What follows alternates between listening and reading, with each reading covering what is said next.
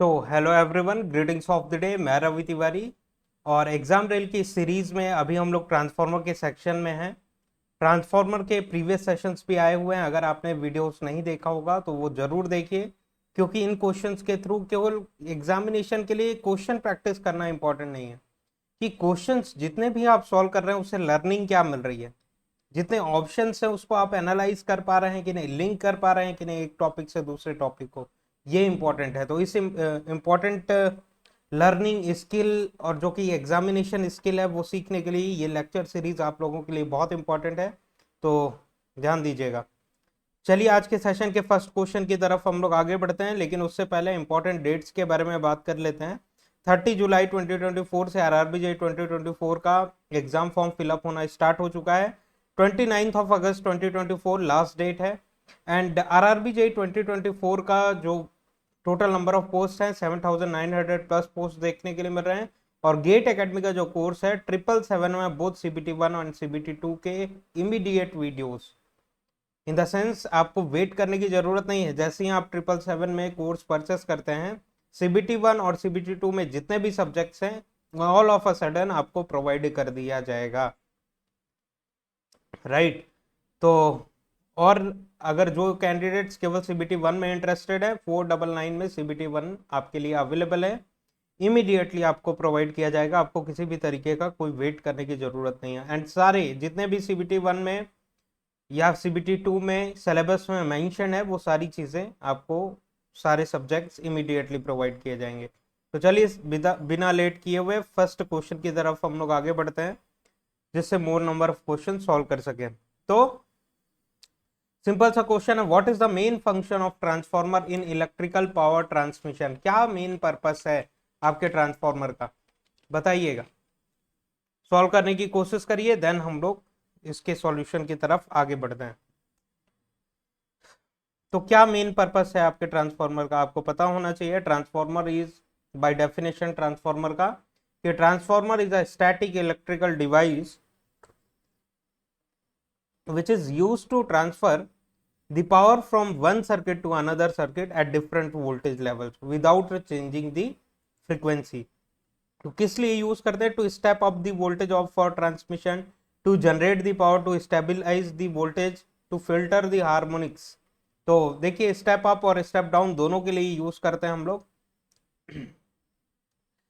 Transmission transformers जो होते हैं और आपके डिस्ट्रीब्यूशन ट्रांसफॉर्मर्स होते हैं। तो यहाँ पे बेस्ट ऑप्शन आपको देखने के लिए मिल रहा है, to generate the power is the wrong answer. To generate the power is the wrong answer. Just a second, कुछ टेक्निकल एरर हो रहा है, एक सेकंड रुकिएगा।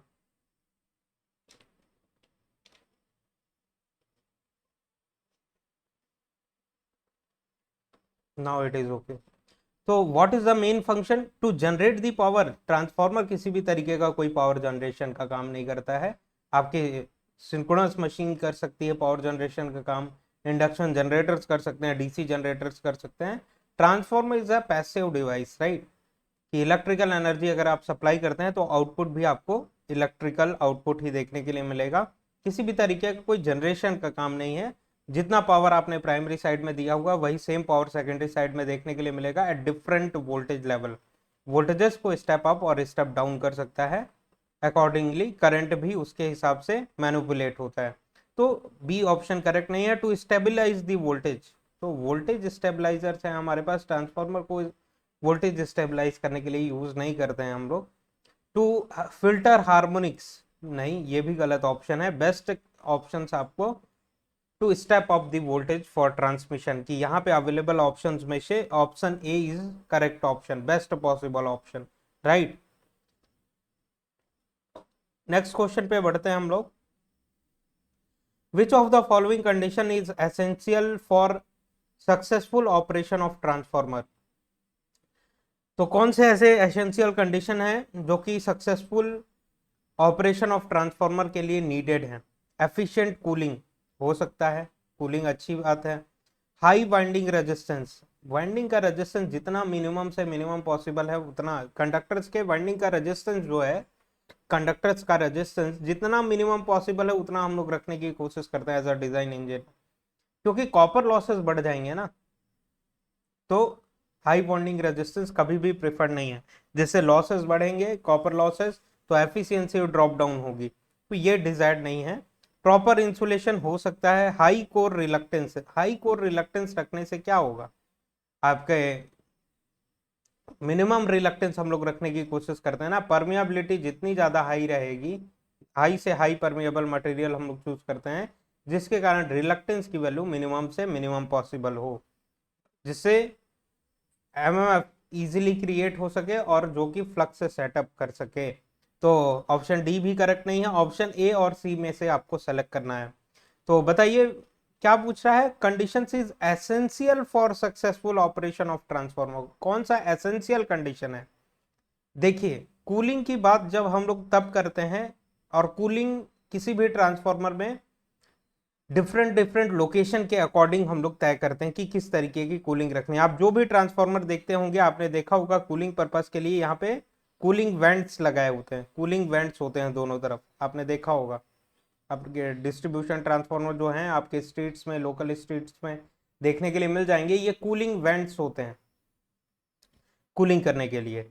वहीं पे अगर या फिर हम लोग बात करें फॉरेस्ट एरिया है या फिर बहुत ठंडा प्रदेश है, किसी ठंडे प्रदेश की बात करें जैसे हिमाचल प्रदेश वगैरह हो गया, तो वहां पे क्या होगा कि ट्रांसफार्मर का कंस्ट्रक्शन वहां के एनवायरनमेंट पे डिपेंड करेगा कि कूलिंग वेंट्स वहां पे यूज करना जरूरी नहीं, क्योंकि ऑलरेडी बहुत ज्यादा ठंडा है ना। और ट्रांसफार्मर को ठंडा करने के लिए, कूल करने के लिए हम लोग पावर ट्रांसफार्मर के लिए फैन भी लगाते हैं, फैन भी लगाते हैं, फैन वगैरह भी लगाते हैं। लेकिन हर ट्रांसफार्मर में आप फैन वगैरह देखे हैं क्या, नहीं देखे हैं। तो और जैसे ठंडा इलाका जो है, ठंडा प्रदेश जो है, वहां पे भी हम लोग फैन वगैरह नहीं यूज करते हैं, कूलिंग वेंट सफिशिएंट है ट्रांसफार्मर को ठंडा रखने के लिए। तो कूलिंग जो एफिशिएंट कूलिंग है वो डिफरेंट डिफरेंट लोकेशन पे, और ट्रांसफार्मर को कूल रखने के लिए वाटर ट्यूब्स भी हम लोग यूज करते हैं, कि ट्रांसफार्मर को कूल करने के लिए वाटर ट्यूब्स यूज करते हैं, वाटर ट्यूब्स। लेकिन हर ट्रांसफार्मर में यूज करते हैं क्या, नहीं, डिफरेंट डिफरेंट लोकेशन के अकॉर्डिंग, जहां पे बहुत ज्यादा गर्मी है जिस लोकेशन में, वहां पे हम लोग वाटर ट्यूब्स भी यूज करते हैं, और भी डिफरेंट मैथोडोलॉजीज हैं कूलिंग के लिए। तो कूलिंग आपके डिफरेंट डिफरेंट ट्रांसफार्मर में लोकेशन के अकॉर्डिंग वेरी कर सकती है, लेकिन इंसुलेशन जो है वो प्रॉपर होना चाहिए, मस्ट है। अदरवाइज क्या होगा कि ट्रांसफार्मर में इंसुलेशन अगर प्रॉपर नहीं होगा, कि ऑयल यहाँ पे जो फिलअप किए हुए हैं, अगर इंसुलेशन सही नहीं होगा तो लीकेज वगैरह के चांसेस रहते हैं, जो कि आपके ट्रांसफार्मर को शॉर्ट सर्क्यूट के कंडीशन में डाल देंगे। तो proper insulation is the must. तो यहाँ पे best possible option option C देखने के लिए मिल रहा है, राइट। तो नेक्स्ट क्वेश्चन की तरफ आगे बढ़ते हैं, सही इंसुलेशन होना चाहिए ट्रांसफार्मर में। नेक्स्ट क्वेश्चन है, what does a transformer primarily change in a electrical circuit, कि प्राइमरीली क्या चेंज करता है ट्रांसफार्मर, फ्रीक्वेंसी चेंज करता है, फ्रीक्वेंसी तो चेंज नहीं होती है ट्रांसफार्मर की, प्राइमरी साइड की जितनी फ्रीक्वेंसी है वही सेकेंडरी साइड में भी फ्रीक्वेंसी देखने के लिए मिलेगी। करंट चेंज करता है, करंट चेंज करता है, वोल्टेज चेंज करता है, वोल्टेज भी चेंज करता है, पावर चेंज करता है, नहीं। ट्रांसफार्मर में, ट्रांसफार्मर के प्राइमरी साइड का जो पावर है, यहाँ पे इस तरीके से वाइंडिंग्स हम लोग रिप्रेजेंट करें, और सेकेंडरी साइड का जो पावर है, देखिएगा रफली ड्रॉ कर रहे हैं, एग्जैक्टली सर्किट नहीं ड्रॉ किया हुआ है, तो ध्यान दीजिएगा, आप कंफ्यूज नहीं होइएगा। तो प्राइमरी साइड का यहाँ पे जो अप्लाइड वोल्टेज एपरेंट पावर है S1, और सेकेंडरी साइड का जो पावर है S2, वो ideal transformer S1 is equals to S2 देखने के लिए मिलता है, जिसको पावर बैलेंस इक्वेशन कहते हैं। मतलब V1 I1 is equal to V2 I2, V1 I1 is equal to V2 I2। तो ट्रांसफार्मर में पावर क्या होता है वो सेम होता है, ये भी गलत ऑप्शन है। वोल्टेज और करंट चेंज होते हैं ट्रांसफार्मर में। तो ट्रांसफार्मर का डेफिनेशन क्या कहता है, transformer is a static electrical device which is used to transfer the power from one circuit, primary circuit कुछ और है, सेकेंडरी सर्किट कुछ और है, one circuit to another circuit at different voltage levels, at different voltage levels without changing the frequency, without changing the frequency. तो voltage suppose करिए कि यहाँ से V1 आपने दिया और V2 आपको नंबर ऑफ टर्न्स यहाँ पे ज्यादा है, V2 की वैल्यू हाई हो गई, तो V2 की वैल्यू अगर हाई हो गई तो आपको देखने के लिए मिलेगा हाई वोल्टेज साइड में करंट की वैल्यू कम होती है एंड लो वोल्टेज साइड में करंट की वैल्यू ज्यादा देखने के लिए मिलेगी। तो यहाँ पे क्या है, V1 कम है V2 ज्यादा है, और तो I1 की वैल्यू ज्यादा होगी और I2 की वैल्यू कम होगी, जिससे ये दोनों का प्रोडक्ट इसके प्रोडक्ट के बराबर रह सके और एक दूसरे को बैलेंस कर सके, जिसको पावर बैलेंस इक्वेशन कहते हैं। तो ऑप्शन सी करेक्ट ऑप्शन है, यहाँ पे कोई सोचने की जरूरत नहीं है। Voltage is the right answer. Next question की तरफ आगे बढ़ते हैं। Which transformer design minimizes eddy current losses? Which transformer design minimizes eddy current losses? तो बताने की कोशिश करिए।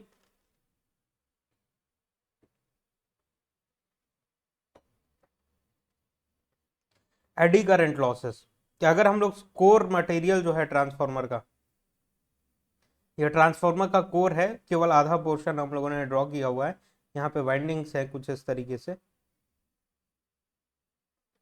राइट। तो आपको ओवरऑल व्यू समझ में आ गया होगा।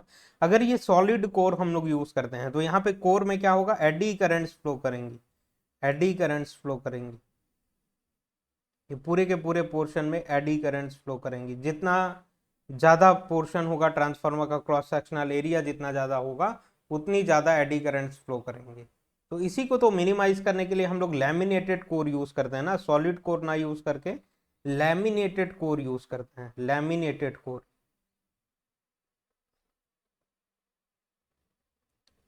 लैमिनेटेड कोर यूज करते हैं। कि लैमिनेटेड कोर का क्या बेनिफिट है कि ट्रांसफार्मर में देखिए यहाँ पे एडी करंट केवल इसी पोर्शन में फ्लो कर पाएंगी, क्योंकि ये जो प्लेट्स हैं, एक प्लेट दूसरे प्लेट से वार्निश से इंसुलेटेड होती है ना, दोनों प्लेट्स के बीच में क्या होता है, स्टैंपिंग जो प्रोवाइड की जाती है, बीच में एक प्लेट अलग करके वार्निश किया, देन दूसरे प्लेट को असेंबल किया, राइट। इस तरीके से कंस्ट्रक्शन हम लोग प्रेफर करते हैं। तो ये एडी करंट के फ्लो होने का पाथ लिमिट हो जाता है, जिससे एडी करंट लॉसेस रिड्यूस हो जाती हैं। तो minimises the eddy current losses, laminated core हम लोग यूज करेंगे। सॉलिड आयरन कोर, अगर इस तरीके का आयरन कोर यूज करें तो एडी करंट लॉसेस क्या हो जाएंगी, बढ़ जाएंगी, एडी करंट लॉसेस बढ़ जाएंगी। लैमिनेटेड कोर हम लोग यूज करते हैं। एयर कोर अगर यूज करें तो, एयर बताइएगा कि एयर कोर यूज करें, एयर कोर, एयर कोर का मतलब समझते हैं हम लोग। आयरन क्यों यूज करते हैं, आयरन क्यों यूज करते हैं ट्रांसफार्मर के कोर के कंस्ट्रक्शन में? अगर एयर हम लोग यूज करें तो मैग्नेटाइजिंग जो लॉसेस हैं, मैग्नेटिक लॉसेस जैसे कि hysteresis and eddy current losses, वो तो कंप्लीटली वैनिश हो जाएंगी, जीरो हो जाएंगी। तो बेस्ट है ना जीरो हो जाए तो? नहीं, बेस्ट नहीं है, क्योंकि एयर हम लोग अगर यूज करते हैं तो मैग्नेटाइजिंग लॉसेस नहीं होंगी, हिस्टेरेसिस एडी करंट लॉसेस नहीं देखने के लिए मिलेंगी। लेकिन क्यों नहीं यूज करते हैं एयर? एयर लिए नहीं यूज करते हैं क्योंकि एयर की परमेबिलिटी कितनी होती है, रिलेटिव परमेबिलिटी ऑफ एयर आपको 1 देखने के लिए मिलती है, 1। और जबकि आयरन की relative permeability varies from 2000 to 4000, 2000 to 4000। तो रिलेटिव परमेबिलिटी जितनी ज्यादा हाई होगी, रिलक्टेंस की वैल्यू क्या होती है, उतनी ज्यादा कम होगी। तो इसका क्या बेनिफिट है, ट्रांसफार्मर में अगर हम लोग बात करें, रिलक्टेंस की वैल्यू कम होगी तो एमएमएफ का जो फॉर्मेशन है, MMF V is equal to I R flux multiplied with reluctance. Reluctance की वैल्यू जितनी कम होगी, फ्लक्स सेटअप करने के लिए एमएमएफ उतना कम लगेगा। To maintain the constant flux in the core, अगर रिलक्टेंस की वैल्यू कम है तो एमएमएफ का रिक्वायरमेंट भी कम लगेगा, मतलब N multiplied with I. Number of turns तो मशीन में कांस्टेंट है, करंट की वैल्यू, करंट ड्रॉ करने की वैल्यू जो होगी in order to setup the flux in the core, वो मिनिमम से मिनिमम होगी, राइट। और हाई, अगर एयर यूज करें, एयर की परमेबिलिटी कितनी होती है, 1, बहुत कम होती है, 1, राइट। जो कि नॉन मैग्नेटिक मटेरियल के कैटेगरी में आता है, नॉन मैग्नेटिक मटेरियल एयर। तो एयर की जब 1 होती है तो रिलेटिव परमेबिलिटी, तो रिलक्टेंस की वैल्यू क्या होगी, बहुत ज्यादा होगी। जब परमेबिलिटी कम है तो रिलक्टेंस क्या होगा, बहुत ज्यादा होगा। रिलक्टेंस बहुत ज्यादा होगा तो एमएफ का रिक्वायरमेंट क्या है, बहुत ज्यादा बढ़ जाएगा, मतलब यूज करंट का रिक्वायरमेंट लगेगा in order to set up the flux in the core, जो कि प्रैक्टिकली फिजिबल नहीं है एयर कोर यूज करना। एयर कोर ट्रांसफार्मर नहीं यूज करते हम लोग, राइट। तो ये था best possibility. And powdered iron core हम लोग यूज नहीं करते हैं। पाउडर्ड आयरन कोर अगर यूज करेंगे तो वाइंडिंग्स कहाँ पे प्रोवाइड करेंगे, पाउडर के ऊपर नहीं, राइट। तो option B is the right answer for this question. Next question, how is the efficiency of transformer affected if the load power factor is reduced? How is the efficiency of the transformer affected if the load power factor reduced? तो बात करते हैं, कुछ इस तरीके से transformer है।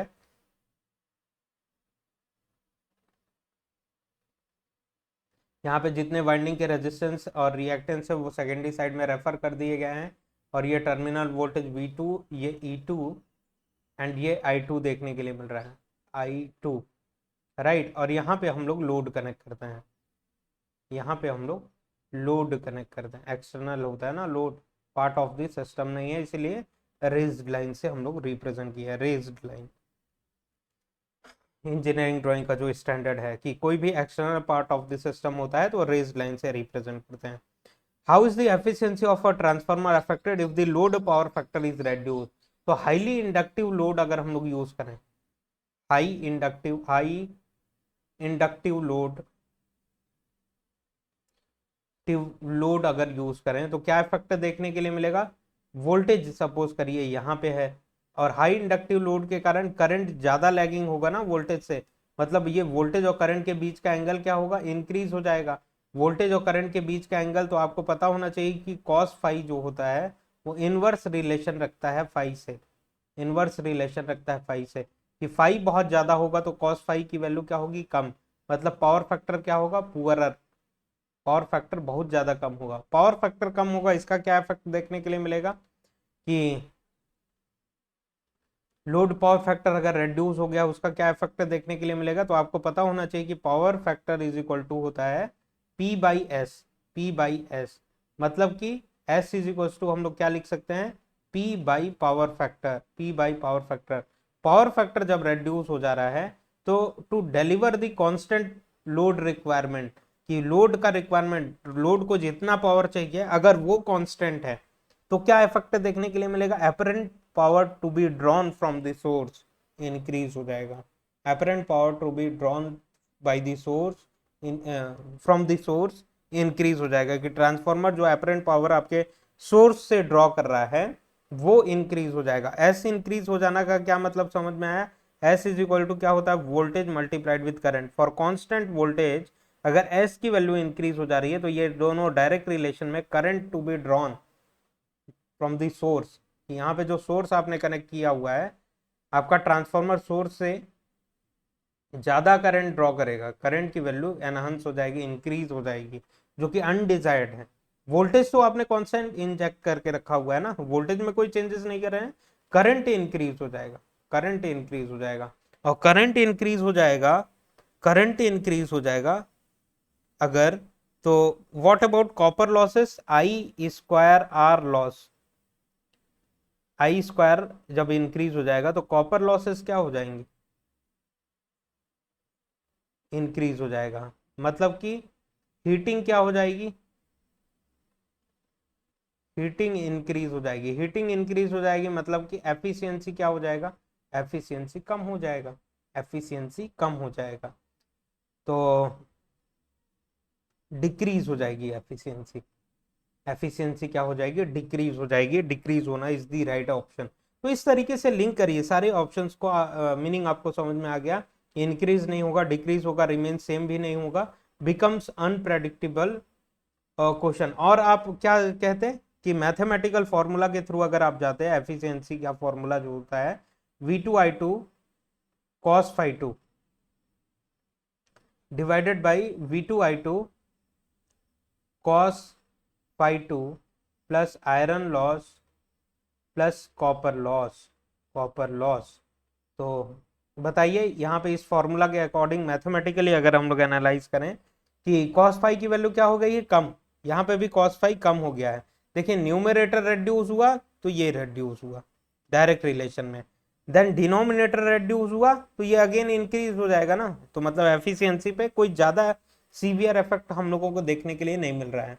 लेकिन इस रेस्पेक्ट में हम लोग बात करें कि पावर फैक्टर के रेड्यूस होने से, लोड पावर फैक्टर जब रेड्यूस होता है तो अभी आपने कंक्लूजन देखा, कॉपर लॉस क्या होगा, इंक्रीज हो जाएगा, कॉपर लॉस इंक्रीज हो जाएगा। कॉपर लॉस जब इंक्रीज हो जाएगा तो एफिशिएंसी क्या होगी, बहुत कम हो जाएगी। कॉपर लॉस इंक्रीज होने से एफिशिएंसी कम हो जाएगा। तो मैथमेटिकली भी आंसर हम लोगों को ये करेक्ट देखने के लिए मिल रहा है। तो इस तरीके से चीजों को एनालाइज करिए। नेक्स्ट क्वेश्चन की तरफ आगे बढ़ते हैं। Question number 6, in a transformer hysteresis loss can be reduced by using high permeability material, low hysteresis loop material, large cross sectional core, thin laminated core। तो थिन लैमिनेटेड कोर हम लोग किसके लिए यूज करते हैं, एडी करंट लॉसेस रेड्यूस करने के लिए, एडी लॉस को रेड्यूस करने के लिए थिन लैमिनेटेड कोर यूज करते हैं। लार्ज क्रॉस सेक्शनल कोर से क्या होगा, सॉलिड कोर अगर हम लोग यूज करते हैं बहुत ज्यादा लार्ज वॉल्यूम का, तो आपको पता है हिस्टेरेसिस लॉस का फॉर्मूला होता है बी एम की पावर में x multiplied with F multiplied with volume of core, volume of core. अगर वॉल्यूम ऑफ कोर ज्यादा होगा तो हिस्टेरेसिस लॉस भी ज्यादा देखने के लिए मिलेगा। तो ये भी करेक्ट ऑप्शन नहीं है। And then high permeability material की परमेबिलिटी जब हाई होगी तो magnetizing demagnetizing, magnetizing demagnetizing flux का क्या होगा, इजीली होगा, फ्लक्स का मैग्नेटाइजिंग डीमैग्नेटाइजिंग इजी होगा। हाई परमिएबल में इजीली फ्लक्स का सेटअप होगा। लेकिन हिस्टेरेसिस लॉस किससे रिलेटेड है, अदर फैक्टर से रिलेटेड है, जैसे कि रिटेंटिविटी प्रॉपर्टी, कोहेसिविटी प्रॉपर्टी से रिलेटेड है। तो ये करेक्ट ऑप्शन नहीं होगा, परमेबिलिटी हाई करने से कुछ नहीं होगा। आपका हिस्टेरेसिस लूप अगर जो है लो हिस्टेरेसिस लूप का मटेरियल है तो आपकी हिस्टेरेसिस लॉस क्या होंगी, कम। लो हिस्टेरेसिस लूप का क्या मतलब हुआ बताइएगा, कि ये एक ग्राफ मैंने आपको दिया हुआ है, हिस्टेरेसिस लूप, दूसरा लूप ये दिया हुआ है, दो मटेरियल्स डिफरेंट डिफरेंट मटेरियल्स हैं, एक मटेरियल ये है, एक मटेरियल ये है। कौन सा मटेरियल आप चूज करेंगे अपने ट्रांसफार्मर के कंस्ट्रक्शन के लिए। देखिए इसका लूप क्या है, हिस्टेरेसिस लूप नैरोवर है। अब नैरोवर लूप रहेगा बीएच लूप, ये बी और एच के बीच में ग्राफ होता है ना, तो नैरोवर अगर हिस्टेरेसिस लूप होगा तो हिस्टेरेसिस लॉस भी कम हुई होंगे, कम होंगे। और यहाँ पे देखिए ये जो कोहेसिव फोर्स लगा रहे हैं हम लोग, कोहेसिव फोर्स लग रहा है वो मिनिमम देखने के लिए मिल रहा है। तो लो हिस्टेरेसिस लूप डिजायर्ड है, जो वो मटेरियल यूज करेंगे जिसका हिस्टेरेसिस लूप कम हो, कम हो, right, in order to reduce the hysteresis loss. Next question है, which parameter of transformer is determined by open circuit test. तो ऑब्वियस सी बात है, मल्टीपल टाइम्स ये क्वेश्चन रिपीट हुआ है। ओपन सर्किट टेस्ट हम लोग क्यों करते हैं, to find out core loss, to find out core loss. Copper loss find out करने के लिए क्या करते हैं, कॉपर लॉस फाइंड आउट करने के लिए शॉर्ट सर्किट टेस्ट करते हैं, शॉर्ट सर्किट टेस्ट परफॉर्म करते हैं। लीकेज रिएक्टेंस फाइंड आउट करने के लिए क्या करते हैं, लीकेज रिएक्टेंस और वाइंडिंग रेजिस्टेंस किससे फाइंड आउट होता है, एससी टेस्ट से, एससी टेस्ट। वाइंडिंग रेजिस्टेंस भी एससी टेस्ट से ही फाइंड आउट होता है। तो ओपन सर्किट टेस्ट से आपके कोर लॉसेस फाइंड आउट होते हैं, राइट। नेक्स्ट क्वेश्चन पे आगे बढ़ते हैं, बहुत ब्यूटीफुल क्वेश्चन है। what does the presence of harmonics in the supply voltage do to the transformer। मतलब सप्लाई वोल्टेज में, ये ट्रांसफॉर्मर है आपका कुछ इस तरीके से, ये winding primary total equivalent resistance and winding leakage reactance अगर हम लोग यहाँ पे करें, और यहाँ पे V2 देखने के लिए मिल रहा है, यहाँ पे लोड कनेक्ट किया हुआ है, लोड कनेक्ट किया हुआ है, और यहाँ से जो सप्लाई दे रहे हैं, इस सप्लाई वोल्टेज में, सोर्स वोल्टेज में हार्मोनिक्स है, अगर हार्मोनिक्स इन दी सप्लाई वोल्टेज, मतलब इस वोल्टेज में हार्मोनिक्स है, अगर हार्मोनिक्स है तो क्या इफेक्ट देखने के लिए मिलेगा, कोर लॉसेस इंक्रीज हो जाएंगे, डिक्रीज हो जाएगी एफिशिएंसी, कॉजेज ओवरहीटिंग। तो ऑब्वियस सी बात है हार्मोनिक्स इंक्रीज होगा तो कोर लॉसेस क्या होता है, hysteresis and eddy current losses होता है, जो कि बोथ किस पे डिपेंड करता है, वोल्टेज एंड फ्रीक्वेंसी पे डिपेंड करते हैं, सप्लाइड वोल्टेज एंड फ्रीक्वेंसी पे। क्योंकि flux density Bm is directly proportional to V by F, directly proportional to V by F होती है। ये सारे के सारे फैक्टर Bm, ये मतलब कि V बाई एफ रेशियो पे वोल्टेज और फ्रीक्वेंसी पे डिपेंड करते हैं, right. Core losses, magnetic losses. तो वोल्टेज में अगर हार्मोनिक्स आ जाएगा तो hysteresis and eddy current losses increase हो जाएंगे, इंक्रीज हो जाएगा कोर लॉस। एफिशिएंसी क्या हो जाएगी, जब लॉसेस इंक्रीज हो रहे हैं तो एफिशिएंसी और लॉस एक दूसरे के इनवर्स रिलेशन में होते हैं ना। लॉस जब इंक्रीज होगा तो एफिशिएंसी क्या हो जाएगी, कम हो जाएगी। और लॉसेस जब इंक्रीज होगा तो हीटिंग क्या हो जाएगा, जब कॉपर मैग्नेटिक लॉसेस बढ़ जाएंगे तो मशीन का कोर का जो टेम्परेचर है वो इंक्रीज हो जाएगा। वो किस में स्प्रेड होगा, मशीन के अदर पार्ट में स्प्रेड होगा, जो कि ओवर हीटिंग क्रिएट करेगा, ओवर हीटिंग। तो all of the above option is correct, option D is correct, option D is correct, simple सी बात है। Next question, which factor primarily determines the size of the transformer. Size of the transformer, देखिए हम लोगों ने देखा हुआ है कि फ्रीक्वेंसी जितनी ज्यादा से ज्यादा हाई होगी, साइज ऑफ द ट्रांसफॉर्मर क्या होता है, कम होगा। साइज ऑफ द ट्रांसफॉर्मर कम होता है, ऐसा हम लोगों ने सुना हुआ है, राइट। लेकिन ये अदर फैक्टर्स पे भी डिपेंड करेगा, राइट, कि पावर रेटिंग क्या है। पावर रेटिंग के हिसाब से बात करें अगर हम लोग, तो लोड टाइप पे डिपेंड करेगा क्या, साइज नहीं। कोर मटेरियल पे डिपेंड करेगा क्या, हो सकता है, लेकिन केवल कोर मटेरियल पे नहीं डिपेंड करेगा। फ्रीक्वेंसी पे डिपेंड करेगा क्या, नहीं। और बेस्ट ऑप्शन आपको पावर रेटिंग मिल रहा है। पावर रेटिंग में क्या होता है, S is equal to V multiplied with I. KVA में होती है ना रेटिंग ट्रांसफार्मर की, केवीए या एमवीए में होती है। मतलब voltage rating, rated capacity, transformer जब मैन्युफैक्चर हुआ तो नेम प्लेट डिटेल्स में कितने वोल्ट का ट्रांसफार्मर मैन्युफैक्चर हुआ है वो मेंशन जरूर होगा। तो वोल्टेज की कैपेसिटी के अकॉर्डिंग हम लोगों का इंसुलेशन का डिजाइन किया जाता है मशीन, इंसुलेशन, इंसुलेशन डिजाइन किया जाता है।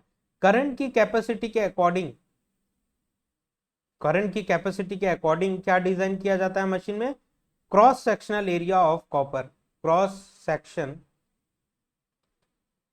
ऑफ कॉपर वाइंडिंग, ये डिजाइन किया जाता है कि मशीन में ये इतने साइज का कंडक्टर यूज हुआ है, इतने थिकनेस का कंडक्टर यूज हुआ है, कि इतने थिकनेस का कंडक्टर यूज हुआ है। वो करंट रेटिंग देख के आपको पता चल जाएगा कि ट्रांसफार्मर की इस नेम प्लेट डिटेल के हिसाब से कितना कॉपर वहां पे यूज हुआ है, ट्रांसफार्मर के इस वोल्टेज के रेटिंग के हिसाब से कितना वाइंडिंग में इंसुलेशन यूज हुए हैं। और एज अ ऑपरेटिंग इंजीनियर इन्हीं वोल्टेज और करंट रेटिंग की मशीन में जितना मटेरियल यूज हुआ है, एज अ ऑपरेटिंग इंजीनियर आप क्या चाहेंगे, ये सारे के सारे मटेरियल्स अपने फुल कैपेसिटी पे वर्क करें ना। आप ये तो नहीं चाहेंगे एज अ ऑपरेटिंग इंजीनियर कि ये 100 MVA के लिए इंसुलेशन इसमें लगाया गया है, cross sectional area 100 MVA capacity के ट्रांसफार्मर के अकॉर्डिंग उसमें मशीन में फिलअप की गई है, लेकिन एज अ ऑपरेटिंग इंजीनियर आप केवल 10 kVA उससे यूज करवा रहे हैं। मतलब मशीन की जितनी कैपेसिटी है उतना आप नहीं यूज करवा रहे हैं, केवल 10 kVA, 90 kVA की कैपेसिटी ऐसे ही वेस्ट हो जा रही है कि मटेरियल 100 kVA का यूज हुआ है, लेकिन 10 kVA का ही केवल आउटपुट आप ले पा रहे हैं। तो ये अच्छी बात है क्या एज अ इंजीनियर, नहीं। कि मशीन जिस रेटिंग के लिए डिजाइन है, ऑपरेटिंग इंजीनियर क्या चाहेगा, उस फुल रेटिंग को रीच करना चाहेगा, फुल लोड पे मशीन को रन कराना चाहेगा, राइट। तो which primary factor determines the size of the transformer, तो पावर रेटिंग के हिसाब से ही मशीन में साइज की, इतना पावर रेटिंग अगर आपको पता है तो वोल्टेज की रेटिंग पता है, करंट की रेटिंग पता है, right.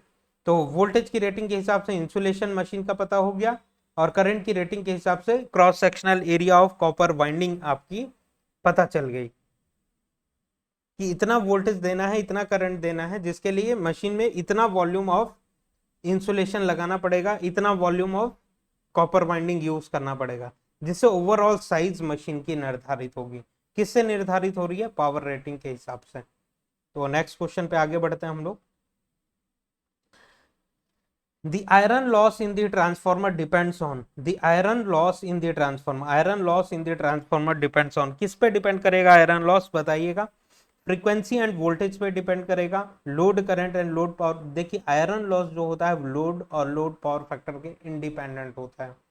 Core material and winding resistance, winding resistance पे आयरन लॉस नहीं डिपेंड करेगा, वाइंडिंग रेजिस्टेंस पे कॉपर लॉस डिपेंड करेगा। हाँ, कोर मटेरियल पे भले ही डिपेंड कर जाए, लेकिन ये ऑप्शन वाइंडिंग रेजिस्टेंस होने की वजह से गलत हो जाता है। Cooling method is not the right answer. तो कौन सा ऑप्शन करेक्ट है? फ्रीक्वेंसी एंड वोल्टेज पे। क्यों फ्रीक्वेंसी एंड वोल्टेज पे? क्योंकि वोल्टेज एंड फ्रीक्वेंसी पे ही आयरन लॉस जो कि कॉम्बिनेशन होता है hysteresis loss and AD current loss का। हिस्टेरेसिस लॉस का क्या फॉर्मूला होता है? बी एम की पावर में x F volume of core, या फिर वॉल्यूम को हम लोग इरेज भी कर सकते हैं, अदर फैक्टर्स अगर ना लिखें तो फ्लक्स डेंसिटी और फ्रीक्वेंसी सफिशिएंट है। देखिए डायरेक्ट रिलेशन लिखा हुआ है ना हम लोगों ने, वो इक्वल साइन नहीं लगाया हुआ है, तो कुछ भी लिख सकते हैं आप। तो एडी करंट लॉस हम लोग लिखें, अगर eddy current loss is directly proportional to B M square F square, T square भी होता है लेकिन T square for the time being नहीं लिखते हम लोग। तो iron loss of the transformer mainly depends on, और आपको पता है कि फ्लक्स डेंसिटी Bm जो होती है वो डायरेक्टली प्रोपोर्शनल होती है V बाई एफ के, कि वोल्टेज और फ्रीक्वेंसी पे आपकी फ्लक्स डेंसिटी डिपेंड करेगी, और फ्लक्स डेंसिटी पे both hysteresis and eddy current losses depend करेंगे। मतलब कि आयरन लॉसेस किस पे डिपेंड करेगा? वोल्टेज एंड फ्रीक्वेंसी पे, फ्रीक्वेंसी एंड वोल्टेज पे। Option A is correct option 10th का। नेक्स्ट क्वेश्चन है question number 11, what causes eddy current losses in transformer? Eddy current losses किस लिए होती है? क्या कारण है इनका? अल्टरनेटिंग मैग्नेटिक फ्लक्स, हाँ। Direct current flow, winding resistance, capacitive coupling, no. Option A is correct. अब इसका हम लोग मतलब समझ लेते हैं एडी करंट लॉसेस का। देखिएगा एक सिंपल सा ट्रांसफॉर्मर हम लोग ड्रॉ करते हैं पहले। Hope it is visible to you. Green colour visible है ना स्क्रीन पे? कोई प्रॉब्लम होगी तो बताइएगा कमेंट सेक्शन में, नेक्स्ट सेशन से नहीं यूज करेंगे ग्रीन कलर। कुछ इस तरीके से ट्रांसफार्मर है और इसकी वाइंडिंग हम लोग प्रोवाइड कर देते हैं, कुछ इस तरीके से वाइंडिंग्स दी हुई। ये प्राइमरी वाइंडिंग और इधर सेकेंडरी वाइंडिंग ड्रॉ की है हम लोग, राइट। अब यहाँ पे एक सोर्स कनेक्ट करते हैं।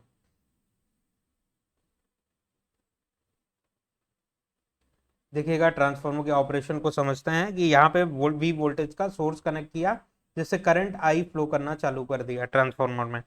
जब करंट आई फ्लो करेगा तो यहाँ पे क्या प्रोड्यूस करेगा? फ्लक्स। क्यों फ्लक्स प्रोड्यूस करेगा? क्योंकि नंबर ऑफ टर्न्स और करंट मिलके एमएमएफ क्रिएट करेंगे जो कि फ्लक्स प्रोड्यूस करेगा। अब ये फ्लक्स कैसा है? टाइम वेरिंग नेचर का है, क्योंकि सप्लाई यहाँ पे क्या दी हुई थी? साइनसोइडल वोल्टेज सप्लाई दिया हुआ था, तो करंट भी कैसा बना? साइनसोइडल करंट बना, जिससे फ्लक्स भी क्या बना? साइनसोइडल फ्लक्स का फॉर्मेशन देखने के लिए मिल रहा है। अब ये साइनसोइडल फ्लक्स इस स्टेशनरी कंडक्टर से लिंक करेगा। तो as per the Faraday's law of electromagnetic induction, कि rate of change of flux अगर कोई कंडक्टर एक्सपीरियंस करे तो वहां पे क्या इंड्यूस होता है? वोल्टेज इंड्यूस होता है। तो सेकेंडरी साइड में वोल्टेज E2 इंड्यूस हो जाएगा। अब यही सेम फ्लक्स अपना पाथ कैसे कंप्लीट कर रहा है? ऐसे इसी कोर से होता हुआ कंप्लीट कर रहा है। तो यही सेम फ्लक्स यहाँ पे भी इन कंडक्टर्स में भी तो लिंक करेगा ना अपना पाथ जब कंप्लीट कर रहा होगा।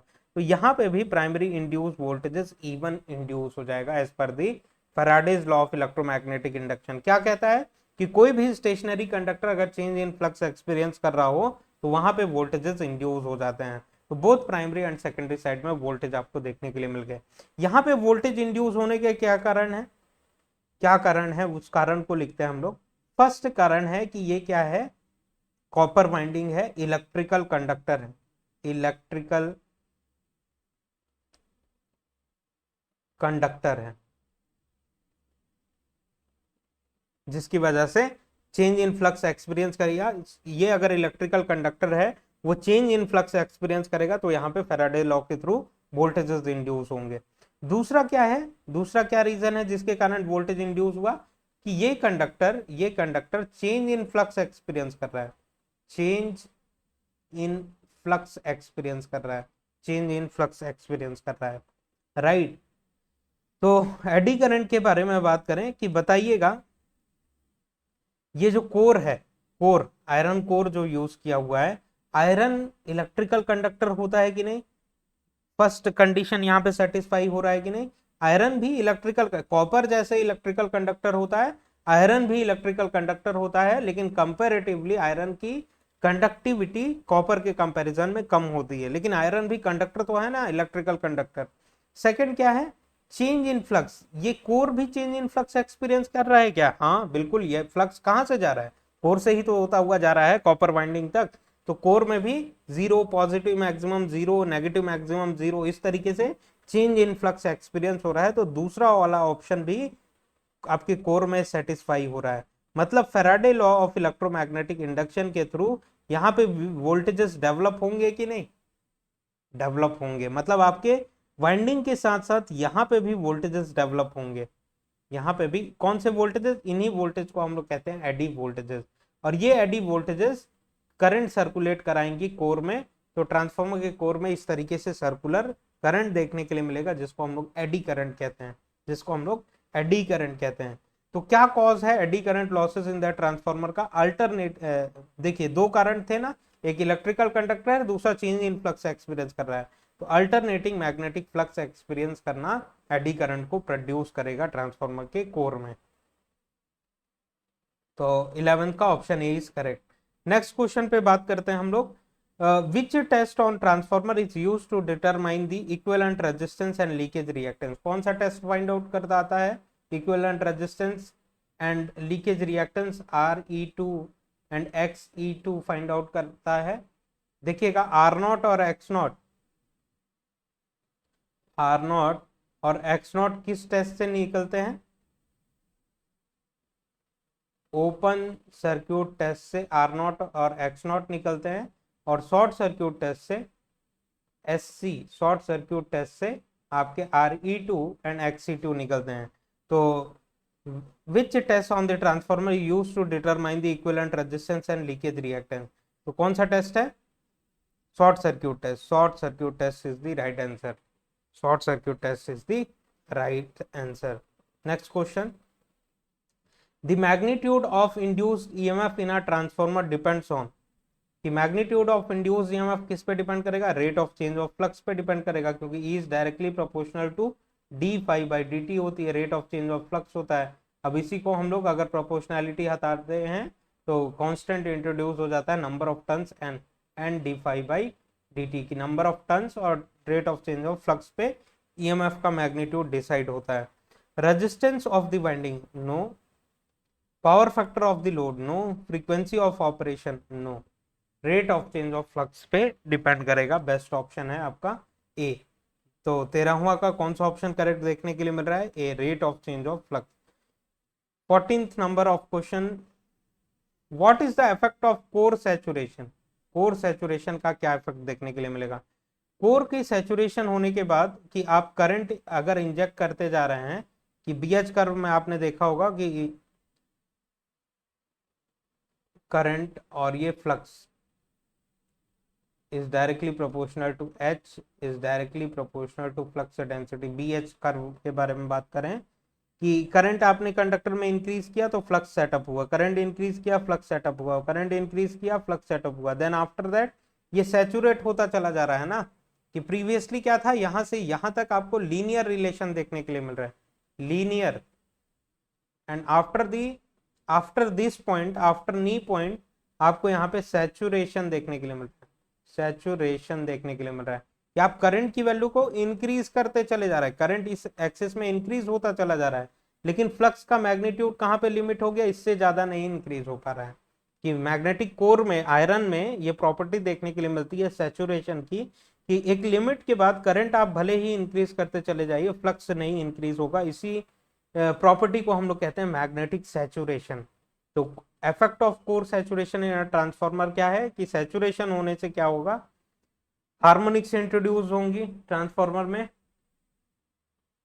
हार्मोनिक्स इंट्रोड्यूस होंगी, लॉसेस इंक्रीज हो जाएंगे, वोल्टेज स्टेबल होगा क्या? नहीं, रेड्यूस ईएमएफ, ईएमएफ इंक्रीज हो सकता है due to the harmonics, reduce होना सही नहीं है। ऑप्शन ए के रहते हुए हम लोग ऑप्शन सी सेलेक्ट नहीं कर सकते। ऑप्शन डी के बारे में बात करें, इफेक्टिव कूलिंग, नहीं। तो option A is the right answer कि आपके लॉसेस इंक्रीज हो जाएंगे, एफिशिएंसी क्या हो जाएगी, कम हो जाएगी। लॉस इंक्रीज होने से एफिशिएंसी कम हो जाएगी। Option A is correct. Next question की तरफ आगे बढ़ते हैं। The efficiency of a transformer generally highest eight, तो देखिएगा, जनरली हम लोग ट्रांसफार्मर के बारे में बात करें कि एफिशिएंसी ऑफ द ट्रांसफार्मर की एफिशिएंसी कर्व अगर आपने ट्रांसफार्मर का देखा होगा, I2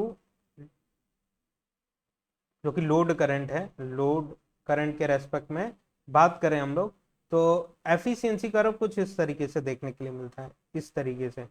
तो एटलीस्ट ये अगर फुल लोड है, अगर यहाँ पे फुल लोड है, आई फुल लोड, तो यहाँ पे नियरर टू फुल लोड, ये क्या है, जीरो लोड कंडीशन है, no load condition, no load कि करंट की वैल्यू यहाँ पे जीरो है तो एफिशिएंसी क्या, जीरो। एंड देन इस तरीके से इंक्रीज हो रहा है, यहाँ पे फुल लोड है, अगर यहाँ पे अगर फुल लोड है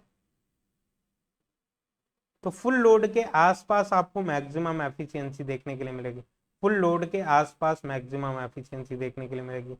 30% पे मैक्सिमम एफिशिएंसी देखने के लिए मिलेगी क्या, नहीं, ये 30% या 40% या 50% ऑफ द लोडिंग कंडीशन है, जहां पे मैक्सिमम एफिशिएंसी का मैग्नीट्यूड केवल इतना ही है।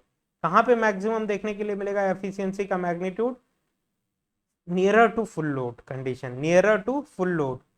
तो ओवरलोड कंडीशन में मिलेगा क्या, ओवरलोड का क्या मतलब हुआ कि रेटिंग ट्रांसफार्मर की एक्ससीड हो जाए, जब मतलब 50 केवीए की मशीन थी, आपने 70 केवीए लोड कर दिया, तो 70 केवीए लोड कर देंगे अगर आप, तो मशीन आपकी मैक्सिमम एफिशिएंसी नहीं प्रोड्यूस करेगी, वो करेक्ट ऑप्शन नहीं है। नो लोड के कंडीशन में नहीं, 50% ऑफ द लोड के कंडीशन में नहीं, 50% बहुत मिनिमम है लोड। 75% के नियरर, कि फुल लोड के नियरर, या तो फुल लोड पे मैक्सिमम एफिशिएंसी होगी या फुल लोड के आसपास आपको मैक्सिमम एफिशिएंसी देखने के लिए मिलेगी। तो 75% ऑफ द लोड पे आपको मैक्सिमम एफिशिएंसी देखने के लिए मिलेगी। तो दिए गए ऑप्शन में से ऑप्शन डी करेक्ट है, क्योंकि कॉम्पिटिटिव एग्जाम्स है, तो कॉम्पिटिटिव एग्जाम्स में ऑप्शंस के अकॉर्डिंग हम लोगों को आंसर करना है कि ABCD में कौन सा करेक्ट है। तो ऑप्शन के अकॉर्डिंग, दिए हुए ऑप्शंस के अकॉर्डिंग ऑप्शन